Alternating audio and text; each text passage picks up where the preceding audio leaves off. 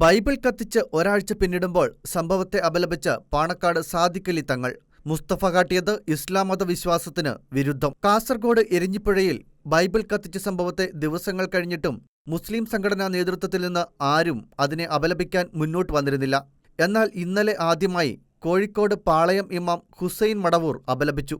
അതിനുശേഷം ഇതാ മുസ്ലിം ലീഗിന്റെ സംസ്ഥാന പ്രസിഡന്റ് പാണക്കാട് സയ്യിദ് സാദിഖലി ശിഹാബ് തങ്ങൾ സംഭവത്തെ അപലപിച്ചും മുസ്തഫയുടെ പ്രവൃത്തിയെ തള്ളിക്കളഞ്ഞുകൊണ്ടും രംഗത്ത് വന്നിരിക്കുന്നു.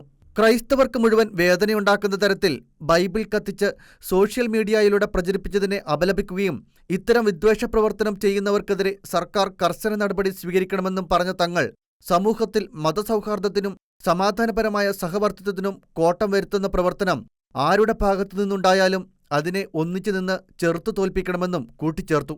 മതഗ്രന്ഥങ്ങൾ വിശിഷ്ടമാണ്. അതും മതചിഹ്നങ്ങളും ഒന്നും അവഹേളിക്കപ്പെടരുത്. മതഗ്രന്ഥങ്ങളെ അവഹേളിക്കുന്നതും നശിപ്പിക്കുന്നതും ഇസ്ലാമിക വിശ്വാസത്തിന് വിരുദ്ധമാണെന്നും പറഞ്ഞുകൊണ്ടാണ് ഈ വിഷയത്തിൽ സാദിഖലി തങ്ങൾ തന്റെ നിലപാടറിയിച്ചത്.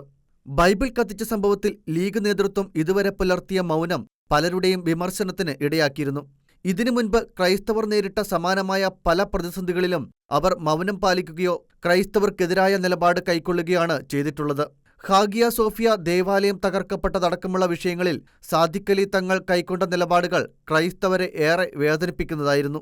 എന്തായാലും ബൈബിൾ കത്തിച്ചതിനെതിരെ തങ്ങൾ ശക്തമായി പ്രതികരിച്ചതിനെ ക്രൈസ്തവ സമൂഹം പോസിറ്റീവായി തന്നെ കാണുകയാണ്. മതതീവ്രവാദികളായ മുസ്ലിമുകൾ മറ്റു മതസ്ഥരുടെ വിശ്വാസങ്ങളെ ആക്രമിക്കുമ്പോൾ നല്ല മനസ്സുള്ള മുസ്ലിം നേതാക്കൾ അതിനെ അപലപിക്കാനും ചെറുത്തു തോൽപ്പിക്കാനും രംഗത്തു വരേണ്ടതാണ്.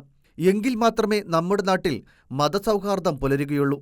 ഒരു കൂട്ടർ മാത്രം നിരന്തരമായി മറ്റു മതസ്ഥരെ അവഹേളിച്ചുകൊണ്ടിരുന്നാൽ കുറച്ചു കഴിഞ്ഞ് അവിടെ നിന്ന് എതിർപ്പുകൾ സ്വാഭാവികമായും ഉയരും. അത്തരം എതിർപ്പുകളാണ് ഇപ്പോൾ മുസ്ലിം സമുദായത്തിനെതിരെ കേരളത്തിൽ ശക്തമായി കൊണ്ടിരിക്കുന്നത്. മുസ്തഫയെപ്പോലുള്ള തീവ്രവാദികൾ ഇനിയും ഇത്തരം സാമൂഹ്യവിരുദ്ധ പ്രവൃത്തികളുമായി എഴുന്നേറ്റാൽ സാദിഖലി തങ്ങളെപ്പോലെയുള്ളവർ അതിനെ ചെറുത്തു തോൽപ്പിക്കാൻ ഇനിയെങ്കിലും രംഗത്തിറങ്ങുക. വിശുദ്ധ ബൈബിൾ കത്തിച്ചതിനെ അപലപിച്ചും മുസ്തഫ എന്ന മതതീവ്രവാദിയെ തള്ളിപ്പറഞ്ഞും രംഗത്തുവന്ന സാദിഖലി തങ്ങൾക്ക് അഭിവാദ്യങ്ങൾ.